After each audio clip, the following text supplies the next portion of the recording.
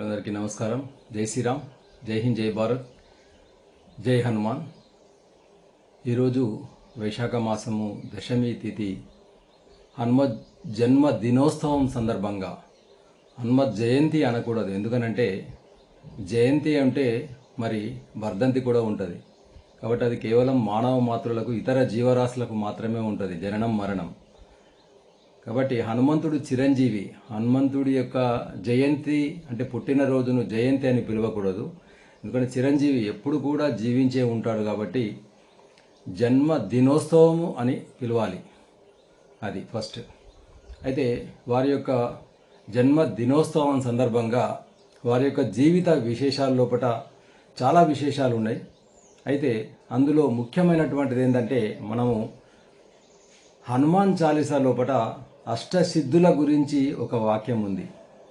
సంతు తులసిదాసు రచించినటువంటి, తులసిదాసు విరచితమైనటువంటి శ్రీ హనుమాన్ చాలీసా లోపల అష్టసిద్ధి అనేటువంటి పదం వస్తుంది.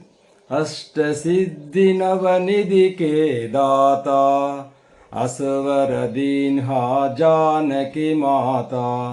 అంటే ఈ అష్ట అంటే 8, అష్ట సిద్ధులు అంటే 8 రకాలటువంటి సిద్ధి. అంటే మోక్షం పొందడము, శక్తిని పొందడం అన్నట్టు, ఒక గొప్ప శక్తిని పొందడం. ఈ అష్టసిద్ధులు, ఈ 8 రకాలటువంటి సిద్ధులు ఏంటి అనేటువంటిది తెలుసుకుందాం. అష్టసిద్ధులు వేరే, నవనిధులు వేరే. నవనిధుల గురించి తర్వాత తెలుసుకుందాం. అయితే ఈ అష్టసిద్ధులు పొందినటువంటి వాడు కాబట్టి హనుమంతుణ్ణి అష్టసిద్ధి పొందినటువంటి వ్యక్తిగా మనం ఇక్కడ కొలవడం జరిగింది హనుమాన్ చాలీసాలో సంత తులసిదాస్ గారు. అయితే ఈ 8 రకాలటువంటి సిద్ధులు ఏంటి అనేటువంటిది ఈరోజు తెలుసుకుందాం. అందులో మొదటిది ఏంటంటే అనిమా సిద్ధి. అనిమా సిద్ధి అంటే శరీర పరిమాణాన్ని, అంటే హనుమంతుడు తన శరీర పరిమాణాన్ని ఎంత చిన్నగానైనా మార్చుకోగలడు. అంటే కంటికి కనిపించనంతనటువంటి చిన్న సూక్ష్మ రూపంలో కూడా మార్చుకోగలడు. దాన్ని అనిమా సిద్ధి అంటాం. హనుమంతుడు చాలా భారీ కాయం కల వ్యక్తి. అయితే లంకకు ప్రవేశం చేసేటప్పుడు, లంకలోకి ప్రవేశపెట్టేటప్పుడు అక్కడ లంకిని ఉంటుంది అక్కడ. కాబట్టి ఆ లంకిని కనిపించకుండా వెళ్ళాలంటే ఆ గేటు దగ్గర మరి సూక్ష్మమైనటువంటి కోతి రూపంలో మారడం జరుగుతుంది. ఇక్కడ అంటే హనుమంతుడు చిన్న రూపంగా మారగలడు అనేటువంటి దానికి అనిమా సిద్ధి అంటాం. ఇక రెండవది మహిమా సిద్ధి. దీనికి వ్యతిరేకం అన్నట్టు. అంటే ఎంత పెద్ద పర్వతం అంతా కూడా తన యొక్క కాయాన్ని పెంచుకోలేటువంటి శక్తి మహిమా సిద్ధి. అనిమా సిద్ధి సూక్ష్మ రూపము, మహిమా సిద్ధి పర్వతం అంతా పెద్ద పరిమాణం గల మార్చుకోవడం అనేటువంటిది మహిమా సిద్ధి. ఇక మూడవది లఘిమా సిద్ధి. అంటే శరీర బరువును నువ్వు గింజంత తేలికగా మార్చుకునేటువంటి, అంటే నువ్వు గింజ చాలా తేలికగా ఉంటుంది, ఆ విధంగా నువ్వు గింజంత తేలిక కూడా మార్చుకోగలటువంటి శక్తి హనుమంతుడికి ఉంది. దీన్ని లఘిమా సిద్ధి అంటాం. అదేవిధంగా గరిమా సిద్ధి. గరిమా సిద్ధి అంటే దీనికి వ్యతిరేకము.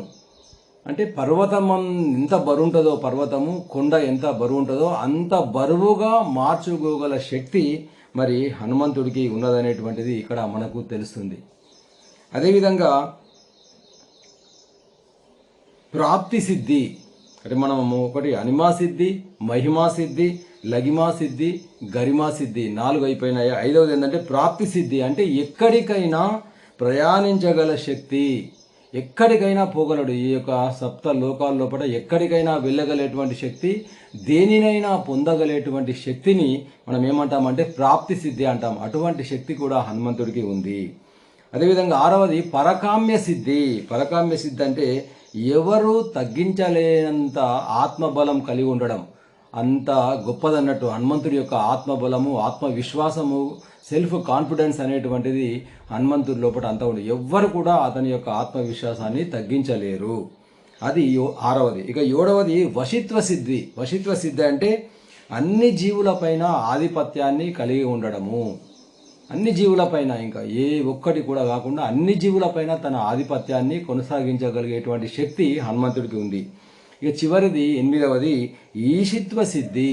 ఈశిత్వ సిద్ధి అంటే దేనినైనా సృష్టించగల శక్తి హనుమంతుడికి ఉంది. అదేవిధంగా దేనినైనా నాశనం చేయగల శక్తి కూడా హనుమంతుడికి ఉంది.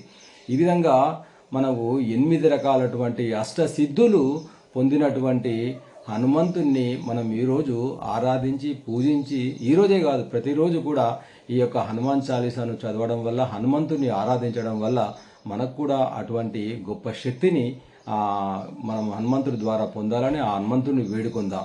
జై శ్రీరామ్, జై హనుమాన్.